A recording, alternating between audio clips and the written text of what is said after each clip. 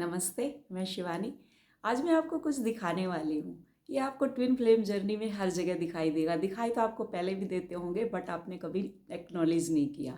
और अब से जब से आपको आपको मालूम पड़ा है कि मैं एक जर्नी में हूँ, तो तब से आप एक्नॉलेज कर रहे होंगे हर चीज़ों को। ये देखें, ये मैं अभी अगरबत्ती लेके आई थी, और जैसे ही मैंने ये पैकेट खोला तो सबसे पहले मुझे ये दिखाई दिया। तो ये ट्विन, ये जुड़ा हुआ है, तो यही हमारी जर्नी है समझ लीजिए। और इसको रीयूनियन में आने के लिए हमें क्या करना है? तो हमें ये करना है कि हमारा जो मेजर होता है, मेजर जो चक्रा का रोल है, वो थर्ड आई का रोल है। तो जो थर्ड आई है हमारी, वो थ्रोट, थर्ड आई और हमारा जो होता है सैक्रल चक्रा, तो ये कम्युनिकेट करते हैं एक दूसरे को। तो जब तक हमारा थर्ड आई हमारी ओपन नहीं होगी, ओपन होती है, और जिसको कहते हैं ना ओवर एक्टिव, तो ओवर एक्टिव होगी तो डीएफ सक्की होगी, डीएम सक्की होंगे। और जैसे कई आदमी हैं जो औरत के ऊपर शक करते हैं, कई औरतें हैं जो आदमी के ऊपर शक करती हैं, तो वो सब, तो वो जब ओवर एक्टिव होती है हमारी थर्ड आई, तब हम ये सब चीज़ें करते हैं। और हमारा थ्रोट चक्रा ब्लॉक होता है तो हम उल्टी सीधी बातें करते हैं।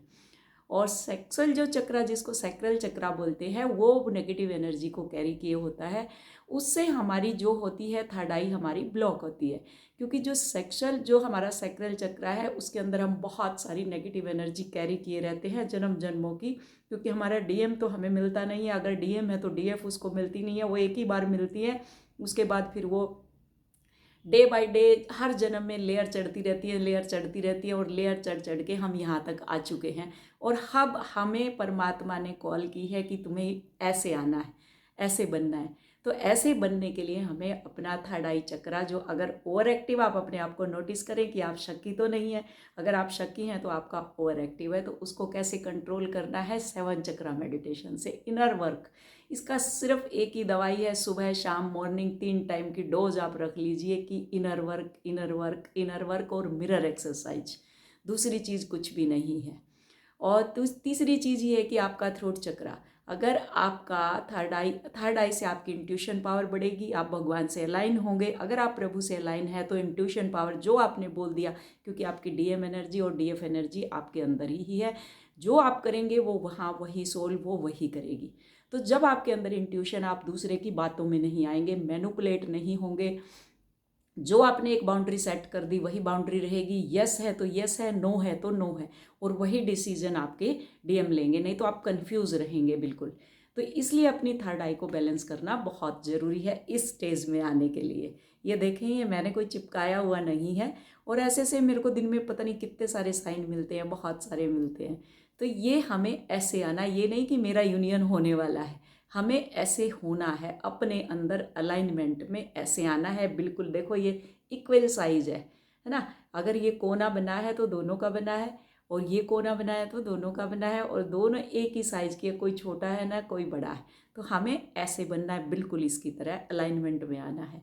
तो तब हमारा यूनियन पॉसिबल है। और हमें डेली क्लेम करना है, I am permanent harmonious union with me God and my twin flame. ये हमें डेली अपने आप को अफर्म करना है, ठीक है। और इंट्यूशन पावर जब हमारी स्ट्रॉन्ग होगी तो हम हर किसी के ओरा को पकड़ सकते हैं, कैच कर सकते हैं कि वो मेरे लिए नेगेटिविटी फैला रहा है या अच्छा है, इसकी इंट्यूशन क्या है, मेरे लिए खराब है, गलत है। अपने ओरा को प्रोटेक्ट करना है, कोड कट करना है तुरंत।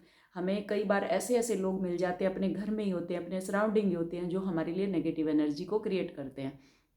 तो हमने अपने उनसे कॉर्ड को कट करना है।